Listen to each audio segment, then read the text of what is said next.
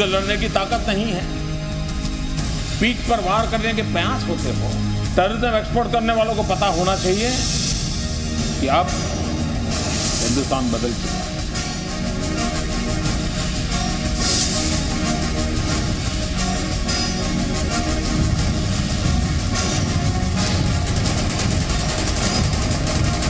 तो ये मोदी है, उसी भाषा में जवाब देना जानता है।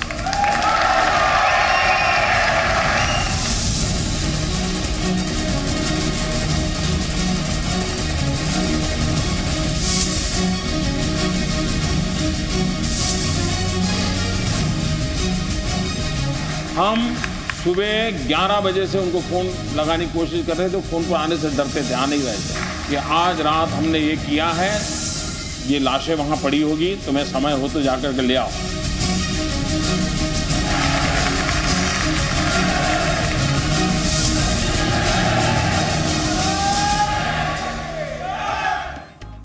तो 29 सितंबर 2016 को भारत के सैनिकों ने पाकिस्तान पर सर्जिकल स्ट्राइक की। पाकिस्तान में चल रहे कुछ टेरर कैंप को भारतीय सैनिकों ने खत्म कर दिया। ये बातें तो सारी दुनिया जानती है, लेकिन कल रात पीएम मोदी ने लंदन में सर्जिकल स्ट्राइक को लेकर कुछ और जानकारी दी, और ये जानकारी बिल्कुल नई है और पाकिस्तान की बुजदिली दिखाती है। लंदन के वेस्टमिंस्टर सेंट्रल हॉल से पीएम मोदी ने 29 सितंबर 2016 की पूरी कहानी दुनिया को बताई। पीएम मोदी ने बताया कि सर्जिकल स्ट्राइक के बाद किस तरह वो भारत की मीडिया सहित दुनिया को इसकी जानकारी देना चाहते थे, लेकिन उससे पहले वो पाकिस्तान को इसके बारे में बताना चाहते थे।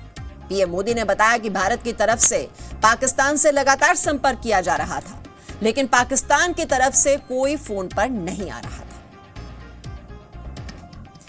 और लंदन के वेस्टमिंस्टर के सेंट्रल हॉल में भारत की बात सबके साथ कार्यक्रम में सर्जिकल स्ट्राइक पर मयूरेश भुजानी नाम के एक दर्शक के सवाल के जवाब में पीएम मोदी ने 29 सितंबर 2016 की पूरी कहानी दुनिया को बताई।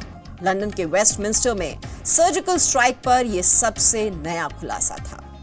पीएम मोदी ने कहा कि सर्जिकल स्ट्राइक के बाद भारत ने सबसे पहले पाकिस्तान को फोन किया। बार बार फोन करने के बावजूद पाकिस्तान के अफसर फोन नहीं उठा रहे थे। भारत और पूरी दुनिया को जानकारी देने से पहले सर्जिकल स्ट्राइक के बारे में पाकिस्तान को बताने की योजना थी। दिल्ली में प्रेस कॉन्फ्रेंस के लिए आई मीडिया को इंतजार कराया गया। दोपहर 12 बजे पाकिस्तानी अफसर ने फोन उठाया, जिसके बाद पहले पाकिस्तान को जानकारी दी गई। बताया गया कि सर्जिकल स्ट्राइक के बाद कहां लाशें पड़ी होंगी उसे हटा लो, और इसके बाद इंतजार कर रही मीडिया को ब्रीफ किया गया।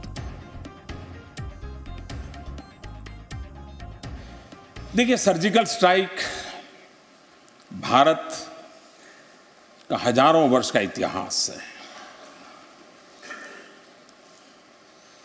किसी भी युग में भारत ने किसी की भी जमीन हड़पने का प्रयास नहीं किया है, लेकिन जब कोई टेररिज्म एक्सपोर्ट करने का उद्योग बना करके बैठा हो, मेरे देश के निर्दोष नागरिकों को मौत के घाट उतार दिया जाता हो, युद्ध लड़ने की ताकत नहीं है, पीठ पर वार करने के प्रयास होते हो,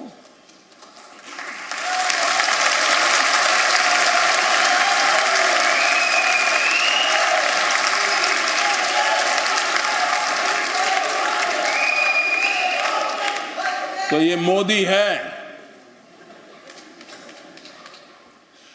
उसी भाषा में जवाब देना जानता है।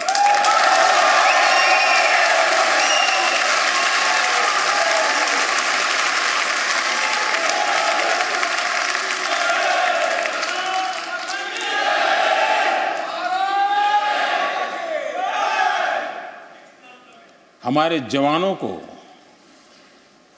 टेंट में सोए हुए थे रात को,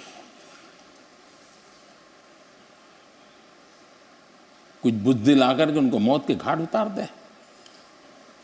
आप में से कोई चाहेगा मैं चुप रहूं? क्या उनको ईंट का जवाब पत्थर से देना चाहिए कि नहीं देना चाहिए? और इसलिए सर्जिकल स्ट्राइक किया, और मुझे मेरी सेना पे गर्व है, मेरे जवानों पे गर्व है। जो योजना बनी थी उसको 100% तस्सू भर गलती किए बिना उन्होंने इंप्लीमेंट किया और सूर्योदय होने से पहले सब वापस लौट के आ गए।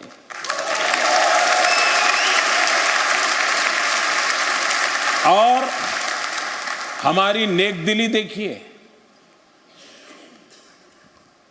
मैंने हमारे अफसर जो इसको ऑपरेट कर रहे थे उनको कहा कि आप हिंदुस्तान को पता चले उससे पहले, मीडिया वहां पहुंचे उससे पहले पाकिस्तान की फौज को फोन करके बता दो कि आज रात हमने ये किया है, ये लाशें वहां पड़ी होगी, तुम्हें समय हो तो जाकर के ले आओ।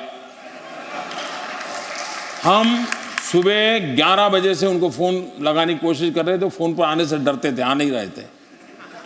मैं इधर पत्रकारों को बुला करके रखा हुआ था, हमारे आर्मी अफसर खड़े थे।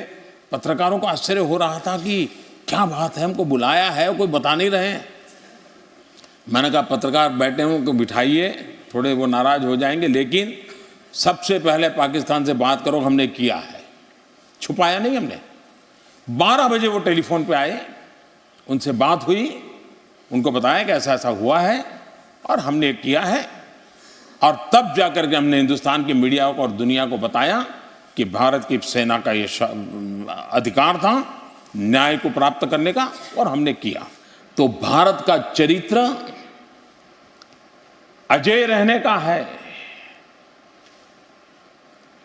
विजयी रहने का है, लेकिन किसी के हक को छीनना ये भारत का चरित्र नहीं है। और ये तो